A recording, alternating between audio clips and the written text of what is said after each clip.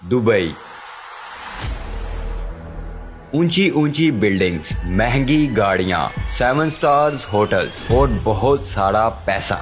दोस्तों, दुबई का नाम सुनते ही ये सब कुछ जहन में आता है। दुबई को वेगस ऑन स्ट्राइड भी कहा जाता है। दुबई दुनिया की सबसे हॉट फेवरेट डेस्टिनेशन है, जहां पर हर साल तकरीबन 60 से 70 लाख टूरिस्ट घूमने फिरने आते हैं। जी हां दोस्तों, और सिर्फ इतना ही नहीं, बल्कि दुबई ने तो अगले 20 सालों के लिए एक बहुत बड़ा मास्टर प्लान भी तैयार कर लिया है, जिसे विजन 2040 का नाम दिया गया है। लेकिन क्या ये प्लान पूरा हो पाएगा? क्या दुबई हमेशा ऐसे ही ग्रो करता रहेगा? क्या इस सब चमक दमक के पीछे कोई ऐसी हकीकत है जो सबसे छुपाई जा रही है?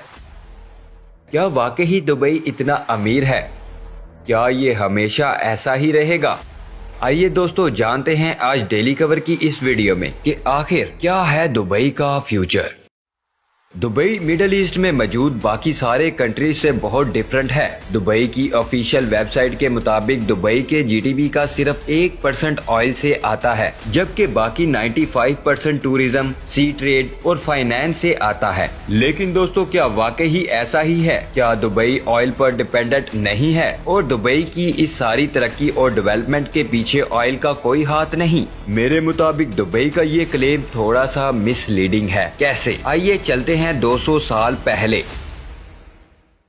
जब 1822 में दुबई 700 से 800 लोगों की आबादी वाला एक छोटा सा फिशिंग विलेज था। ये सारा गांव उस शहर के कंट्रोल में था जिसे आज अबू धाबी कहा जाता है। 1833 में एक कबीले ने अबू धाबी के खिलाफ बगावत कर दी और दुबई को अबू धाबी से आजाद करवा लिया। इस मूवमेंट को 2 लोग लीड कर रहे थे, मखदूम बिन भुट्टी और उबैद बिन सैद, और इस आजादी के बाद वही दुबई के मालिक बन गए। सिर्फ 3 साल के बाद उबैद बिन सैद की मौत हो गई और मखदूम बिन भुट्टी दुबई का रूलर बन गया, और आज की डेट तक इसी खानदान की दुबई पर हुकूमत है। दुबई ने अबू धाबी से आजादी तो हासिल कर ली थी, मगर उसके हालात कुछ खास अच्छे तो नहीं थे। इकोनॉमिकली दुबई बहुत कमजोर था और सिर्फ फिशिंग के जरिए मुश्किल से गुजारा कर रहा था। फिर 1892 में ब्रिटेन ने दुबई की सिक्योरिटी की जिम्मेदारी ले ली और दुबई ने अपनी इकोनॉमी पे फोकस करना शुरू कर दिया। 1901 में दुबई ने मिडिल ईस्ट का पहला फ्री सी पोर्ट बनाया, जहां पर कोई टैक्स नहीं था। इस पॉलिसी के बाद दुबई का पोर्ट पर्शियन गल्फ और एशिया में मशहूर होने लगा। 1906 तक इस पोर्ट से 70,000 टन तक का कार्गो जाना शुरू हो गया, मगर इतनी ट्रेड के बावजूद दुबई के हालात कोई बहुत ज्यादा बेहतर नहीं हो रहे थे, और उसकी वजह थी टैक्स फ्री पॉलिसी, जिसकी वजह से दुबई को कुछ खास रेवेन्यू नहीं आ रहा था। फिर 1908 में एक बहुत बड़ा तूफान आया, जिसमें कई 100 कश्तियां तबाह हो गई और बहुत से लोग मारे गए। दोस्तों, ये मरने वाले वो सारे मछलियां पकड़ने वाले थे जो दुबई की इकोनॉमी को चलाने में बहुत बड़ा किरदार अदा करते हैं। इस तूफान के बाद दुबई के हालात मजीद खराब हो गए। फिर 1929 में पूरी दुनिया में एक जबरदस्त इकोनॉमिक क्राइसिस आया, जिसे द ग्रेट डिप्रेशन कहा जाता है। इस क्राइसिस ने दुबई को हिला कर रख दिया। हालत इतनी खराब हो गई कि लोगों ने दूसरे मुल्कों की तरफ जाना शुरू कर दिया। इसी दौरान 1938 में अमेरिकन ऑयल कंपनीज ने सऊदी अरेबिया में ऑयल के बहुत बड़े रिजर्व डिस्कवर कर लिए। अगले 20 साल तक सारी मगरबी दुनिया सऊदी अरब के ऑयल रिजर्व को एक्सप्लॉइट करने और वहां पर पाइपलाइंस बनाने पर बिजी रही, और इस सारे अरसे में दुबई बिल्कुल इग्नोर रहा। 1958 में अबू धाबी में ऑयल के बहुत बड़े रिजर्व डिस्कवर हो गए और वहीं से इस सारे हिस्से की तकदीर बदलने का आगाज हुआ। 1966 में दुबई में भी ऑयल डिस्कवर हो गया। ये रिजर्व इतने ज्यादा तो नहीं थे कि दुबई की तकदीर बदलते, मगर दुबई की इकोनॉमी इस डिस्कवरी के बाद थोड़ी स्टेबल हो गई। दूसरी तरफ अबू धाबी कई टन ऑयल बैरल्स एक्सपोर्ट कर रहा था, बिलियंस ऑफ डॉलर्स आना शुरू हो गए। दोस्तों, दुबई भी अब ये बात समझ चुका था कि वो ऐसे मुल्क से लड़ाई नहीं ले सकता जिसके पास पूरी दुनिया के 9% ऑयल प्रोडक्शन हो, और साथ ही में ये बात भी भी काफी क्लियर थी कि दुबई अपने खुद के सहारे किसी सूरत ज्यादा अरसे तक सरवाइव नहीं कर सकता। खुशकिस्मती से दूसरी ही तरफ अबू धाबी के मालिक शेख जायद बिन सुल्तान अल नहयान को भी ये ख्याल था कि अगर इस पूरे रीजन ने तरक्की करनी है तो उसका सिर्फ एक ही तरीका है कि सब एमिरेट्स मिलजुल कर रहें। इसीलिए 1971 में यूएई वजूद में आया, जिसमें Abu Dhabi, Dubai, Sharjah, Ajman शामिल थे। अबू धाबी इस नई कंट्री का कैपिटल बन गया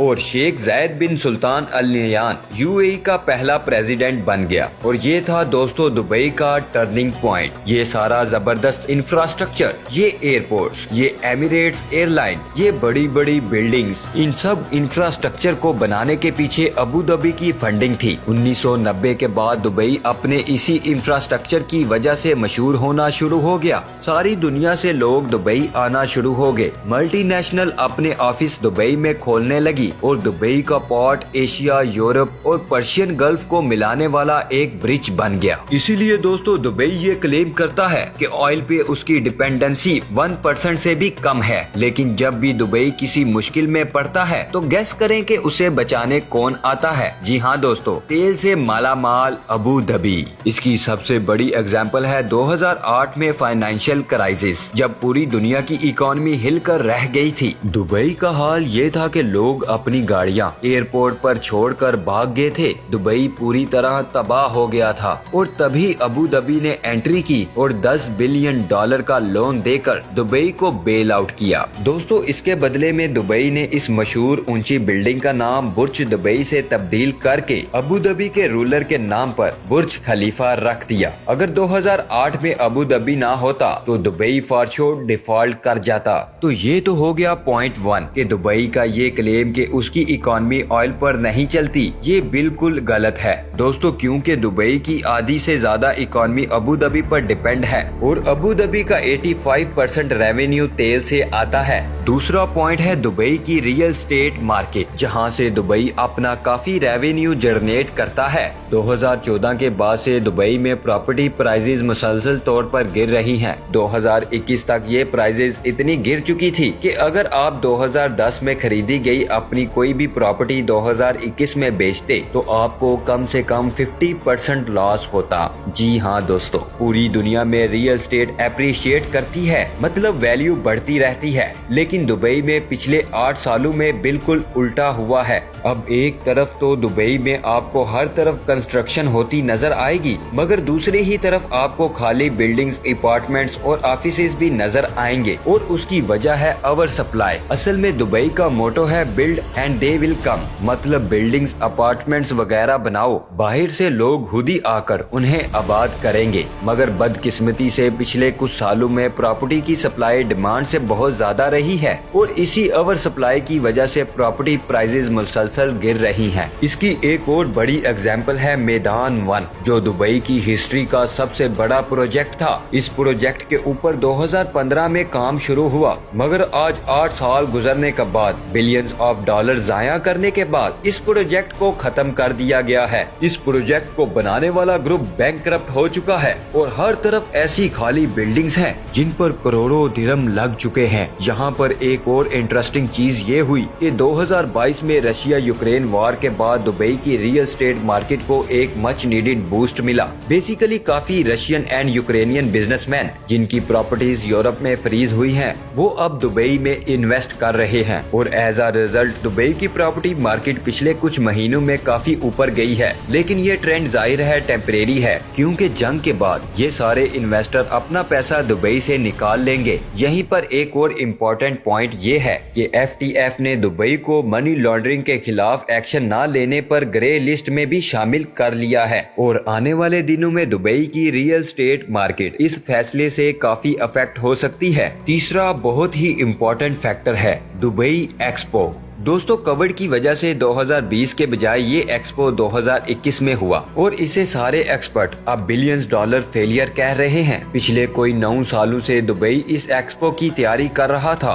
दुबई की एक्सपेक्टेशन थी कि वो इस एक्सपो से पूरी दुनिया से बहुत सारी इन्वेस्टमेंट इकट्ठी करके अपनी मार्केट को स्टेबलाइज करेगा, लेकिन ऐसा कुछ नहीं हो सका। दुबई एक्सपो एक टूरिज्म टर्म के अलावा और कुछ नहीं साबित हुआ। आइए दोस्तों चलते हैं अब दुबई के चौथे फैक्टर की तरफ और वो है दुबई फॉरेन पॉलिसी। पिछले 4 से 5 सालों से यूएई ने बहुत एक्टिविटली अपनी फॉरेन पॉलिसी को सऊदी अरब की फॉरेन पॉलिसी से अलाइन किया है, स्पेशली कतर और ईरान के मामले पर। और उसका सबसे बड़ा नुकसान ये हुआ कि यूएई ईरान और दूसरे एंटी सऊदी देशों और ग्रुप्स के निशाने पर आ गया है। इसकी सबसे बड़ी एग्जाम्पल है जनवरी 2022 में अबू धाबी ऑयल फील्ड पर होने वाले मिसाइल अटैक की, जिनकी रिस्पॉन्सिबिलिटी यमनी होशियों ने कबूल की थी। ईरान भी ऑलरेडी यूएई को इसराइल के साथ फ्रेंडशिप बढ़ाने के मामले में थ्रेट कर चुका है। अब दुबई और अबू धाबी को जो चीज दुनिया के बाकी शहरों से डिफरेंट करती है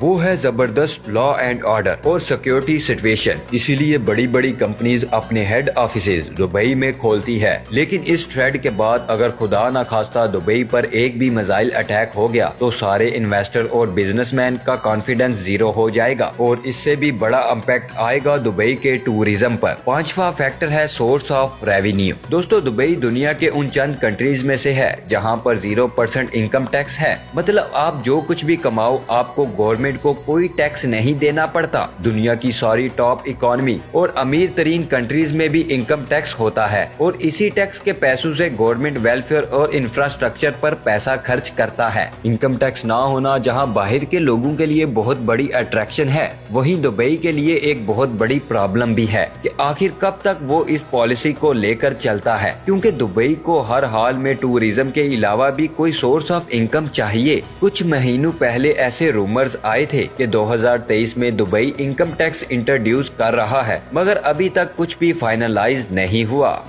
दोस्तों इन 5 फैक्टर्स को देखते हुए एक बात तो फॉर श्योर है कि दुबई का फ्यूचर अबू धाबी पर डिपेंड है, चाहे वो ग्लोबल ऑयल डिमांड हो या फिर यूएई के फॉरेन पॉलिसी जो अबू धाबी ही डिसाइड करता है। दूसरी ही तरफ दुबई को टूरिज्म के अलावा इनकम सोर्सेज डेवलप करने की बहुत शदीद जरूरत है। कंस्ट्रक्शन को रेगुलेट करने की जरूरत है ताकि प्रॉपर्टीज की सप्लाई डिमांड से ज्यादा ना बढ़े और नतीजातन प्रॉपर्टीज प्राइसेस स्टेबल रहें। इसके अलावा दुबई की 90% आबादी इमिग्रेंट्स है। ये वो लोग हैं जिन्होंने दुबई को यहाँ तक पहुँचाने में अपना किरदार अदा किया है, मगर अभी तक कोई भी गल्फ कंट्री इन्हें नेशनैलिटी नहीं देता। दोस्तों इन सब चीजों के बावजूद इस सहरा में जिस तरह ये शहर खड़ा किया गया है वो अपने आप में एक मिसाल है। पूरी दुनिया में आपको दुबई जैसा कोई शहर नहीं मिलेगा, लेकिन ये चमक दमक कब तक रहती है ये तो आने वाला वक्त ही बताएगा। दोस्तों आपका दुबई के फ्यूचर के बारे में क्या ख्याल है, नीचे कमेंट्स में जरूर बताएं। वीडियो को एंड तक देखने के लिए आप सब दोस्तों का दिल से शुक्रिया। इंशाल्लाह मिलेंगे नेक्स्ट वीडियो में। अगर आपको ये वीडियो अच्छी लगी है तो इसे लाइक और चैनल को सब्सक्राइब जरूर कर दें। अल्लाह हाफिज।